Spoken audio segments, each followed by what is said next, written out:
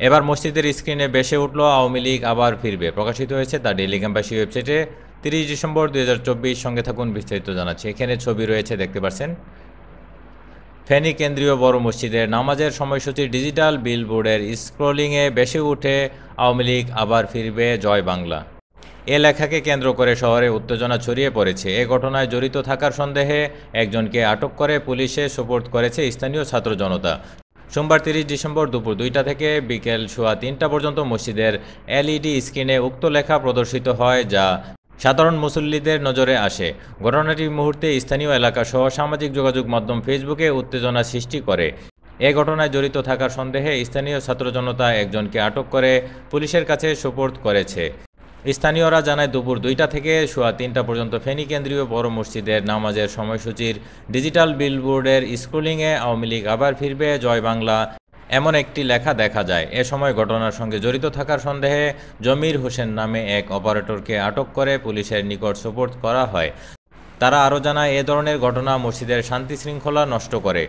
এ কর্মকাণ্ডের সাথে কারা জড়িত সেটি খতিয়ে দেখার দাবি জানায় তারা। এ সময় ঘটনাস্থলে আসেন ফেনী জেলা বিএনপির আহ্বায়ক শেখ ফরিদ বাহার, যুগ্ম আহ্বায়ক অধ্যাপক এম.এ. খালেক, জেলা ছাত্রদলের যুগ্ম সম্পাদক শওকত আলী জুয়েল পাটোয়ারি সহ বিএনপি ও বৈষম্যবিরোধী ছাত্র আন্দোলনের প্রতিনিধিরা।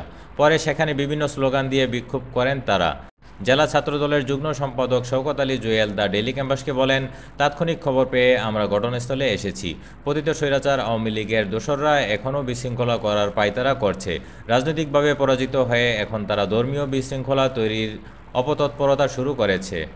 জনগণ আর কখনোই ফ্যাসিস্ট শেখ হাসিনাকে এ বাংলার মাটিতে জায়গা দেবে না। বৈষম্যবিরোধী ছাত্র আন্দোলনের জেলা সমন্বয়ক ওমর ফারুক দ্য ডেইলি ক্যাম্পাসকে বলেন, বড় মসজিদের এলইডি স্ক্রিনে দেখানো বিষয়টি একটি পরিকল্পিত ষড়যন্ত্র, যা আওয়ামী লীগ সমর্থিত কিছু দোসরদের পরিকল্পনার অংশ। এই ঘটনার সঙ্গে মসজিদ কমিটির কোনো সংশ্লিষ্টতা রয়েছে কিনা তা আমরা গভীরভাবে তদন্ত করছি। যারা এই ঘটনার সঙ্গে জড়িত তাদের বিরুদ্ধে দ্রুত ও কঠোর ব্যবস্থা নেওয়া হবে। আওয়ামী লীগ সমর্থিত কোনো ষড়যন্ত্র ফেনীর মাটিতে বাস্তবায়নের সুযোগ আমরা কখনোই দিব না। এ ব্যাপারে ফেনী মডেল থানা পুলিশের ভারপ্রাপ্ত কর্মকর্তা ওসি মর্মসিংহ ত্রিপুরা বলেন, খবর পেয়ে পুলিশ তাৎক্ষণিক ঘটনাস্থলে যায়। এ ঘটনার সঙ্গে জড়িতদের তদন্ত সাপেক্ষে আইনের আওতায় আনা হবে। ধর্মীয় সম্প্রীতি ও শান্তি শৃঙ্খলা বজায় রাখতে আমরা বদ্ধপরিকর। এই ছিল। পরবর্তী আপডেট পেতে চ্যানেলটি সাবস্ক্রাইব করে সঙ্গে থাকুন। বিদায় নিচ্ছি, আল্লাহ হাফেজ।